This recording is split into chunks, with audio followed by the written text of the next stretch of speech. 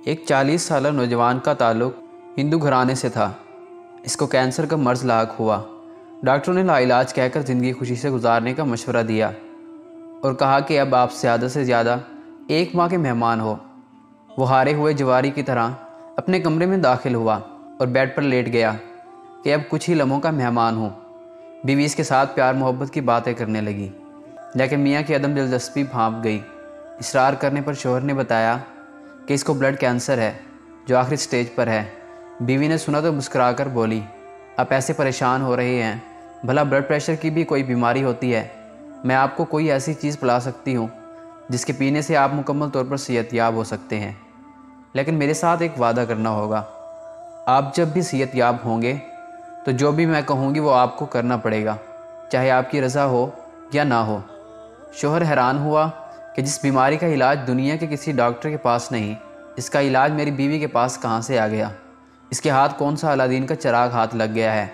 وہ نہ چاہتے ہوئے بھی وعدہ کر بیٹھا۔ بیوی نے کہا، ٹھیک ہے، آپ یہیں ٹھہریے، میں ابھی آتی ہوں۔ کچھ لمحے کے بعد اس کی بیوی آئی تو اس کے ہاتھ میں ایک جگ تھا۔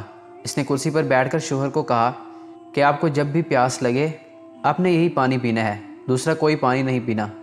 وہ نوجوان جب پیاس محسوس کرتا تو وہی پانی پیتا اور بیوی روز اس جگ میں پانی ڈال کر اسے بھرا رکھتی۔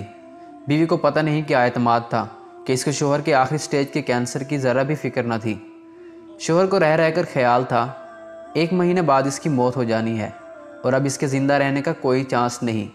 کچھ دن گزرنے کے بعد اس نوجوان نے خود میں واضح تبدیلی محسوس کی۔ 1 ماہ گزر گیا تو وہ حیران رہ گیا کہ وہ تو 1 ماہ کا مہمان تھا۔ وہ خود کو صحت یاب محسوس کرنے لگا۔ لیبارٹری جا کر ٹیسٹ کروایا تو ایک حیرت انگیز انکشاف ہوا کہ آپ کا بلڈ کینسر ختم ہو چکا ہے۔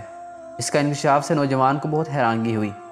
وہ جلدی سے رپورٹس لے کر دوسری لیبارٹری گیا تو وہاں بھی یہی جواب ملا کہ آپ کا بلڈ کینسر ختم ہو چکا ہے۔ اس نے 4 الگ الگ ٹیسٹ کروائے اور یہ نتیجہ نکلا کہ آپ کا بلڈ کینسر ختم ہو چکا ہے۔ وہ دوڑ کر گھر آ گیا اور بیوی کو خوشی سے بتایا، اس کے پانی نے کمال کر دیا۔ پانی پینے کے بعد وہ خود کو مکمل طور پر صحت یاب محسوس کر رہا ہے اور لیب کی رپورٹ یہی کہہ رہی ہے کہ اب آپ کا کینسر ختم ہو چکا ہے۔ اگلے روز میں نے میاں کو وعدہ یاد دلایا تو شوہر نے کہا کہ دنیا بھر میں ہر وعدہ پورا کروں گا، آپ بولو تو صحیح۔ بیوی نے کہا، آپ مسلمان ہو جائیں۔ جیسے ہی شوہر نے سنا تو شوہر کو ایک جھٹکا لگا اور کہا، کیا تمہارا دماغ تو ٹھیک ہے؟ تم نے یہ لفظ کیسے بولا؟ ہمت کیسے ہوئی مجھے مسلمان بنانے کی؟ کیا تم مسلمان ہو؟ بیوی نے کہا، ہاں میں مسلمان ہوں۔ شوہر نے کہا، لیکن مجھے تو بتایا گیا تھا کہ تم ہندو خاندان سے تعلق رکھتی ہو، تمہارا پورا خاندان ہندو ہے، پھر تم کیسے مسلمان ہوئی؟ بیوی نے کہا، آپ اپنا وعدہ پورا کریں گے تو سب بتا دوں گی، ورنہ نہیں بتا سکتی۔ شوہر نے کچھ دیر سوچا اور کہا، ٹھیک ہے، میں مسلمان ہونے کو تیار ہوں۔ اس کے شوہر نے غسل کیا، بیوی نے پاس بٹھایا اور اسے کلمہ پڑھنا شروع کیا۔ اس نوجوان نے اسلام قبول کیا۔ بیوی نے کہا، جب میں چھوٹی تھی اور اسکول جایا کرتی تھی تو اس وقت میری ایک کلاس فیلو تھی جو مسلمان تھی۔ ہم دونوں میں گہری دوستی تھی۔ اس کے بعد میں اس کے گھر جاتی تھی، دونوں اکٹھے اسکول کا کام کرتے۔ وہ روزانہ قرآن پاک کی تلاوت کرتی تھی تو میں اس کے پاس بیٹھ جاتی۔ قرآن آہستہ آہستہ میرے دل میں اترنے لگا۔ یوں ایک دن قرآن میرے دل میں اترا کہ میں 15 سال کی عمر میں چوری چھپے مسلمان ہو گئی۔ مسلمان ہو کر خود کے اندر سکون محسوس کرنے لگی۔ قرآن پڑھے بنا سکون نہیں ملتا تھا۔ آپ کے ساتھ شادی ہوئی تو یہاں بھی چوری سے قرآن پڑھتی رہی۔ زندگی کے اتنے سال آپ سے اپنا ایمان چھپائے رکھا۔ آخرکار آپ بیمار ہو گئے اور دوائیوں نے کام نہ کیا۔ مجھے اس بات کا مکمل یقین ہے، جہاں دوائیاں کام نہیں آتی وہاں اللہ کا کلام پاک کام آتا ہے، اور یہ قرآن سینے کی بیماریوں کے لیے دوا ہی ہے۔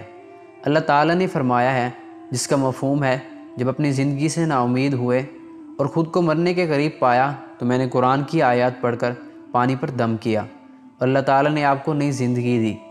رسول اللہ صلی اللہ علیہ وسلم نے فرمایا، جو شخص قرآن پاک دیکھ کر پڑھنے کا عادی ہوتا ہے، اللہ تعالیٰ اس کو اس کی آنکھوں سے فائدہ اٹھانے کا موقع دیتا ہے جب تک وہ دنیا میں رہے، یعنی اس کی آنکھوں کی بینائی موت تک باقی رہتی ہے۔